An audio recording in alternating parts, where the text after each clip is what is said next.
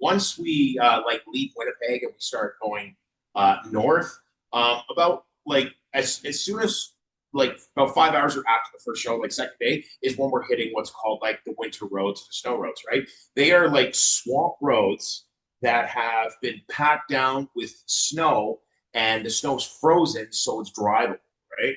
So you're going like okay, so say one destination is 300 kilometers away. Doesn't sound too far, right? Hey, 3 hour drive.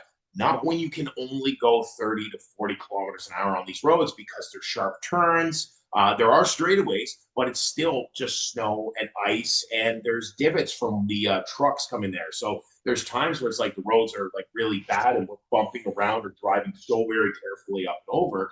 So a lot of the time varies. So we would leave like super early, and then there's also the worry, especially with like how like the planet's like warming up at times and like having different weird weather, are days where the temperature drops to a certain amount. So when it goes higher than -5 Celsius, they should close the roads because the snow starts to melt, starts to break up. Now that happened to us on the day that he was talking about. We got stuck 4 times. So we're driving the two trucks. I'm driving the van, and every time that we like, as we're taking a big turn or going up a big hill, the van ended up getting stuck because the snow was breaking apart and we're getting like dug in. And then we just slap on a tow rope and pull us out. Or the snowbanks have a tendency to suck you in.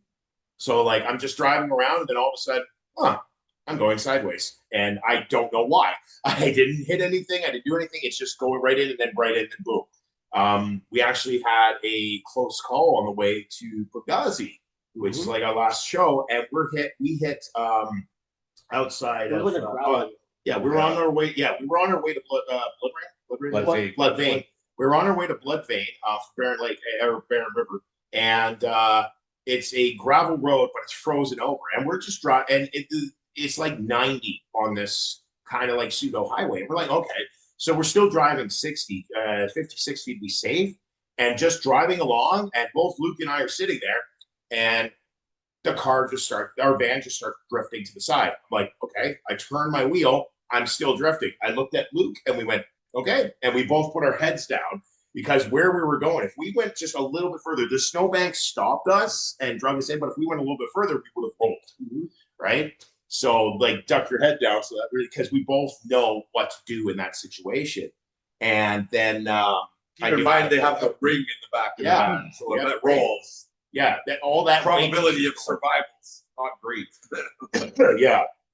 So like the only like bonus that I would see that is that the ring would just like land on the roof and keep us kind of flat and stay in like a little spot while the rest of us are up there. But there's no guarantee. But then we also knew how to pull it out. So it is dangerous going on these roads, especially if like coming around a turn and you don't know if there's a semi coming around that turn too. So we have to like slow down at times or completely pull over because the road is so small the semi's got to go through. And then you got the ice roads, which are driving across a lake. And there's two big ones that we do. And so obviously the one to Benghazi is like 30, 40 minutes driving across that. And it's the same going to St. Therese. It's another lake that's about 30, 40 minutes just driving across ice. And and you see it in the way that it's prepped, but if it's too warm, definitely don't risk it.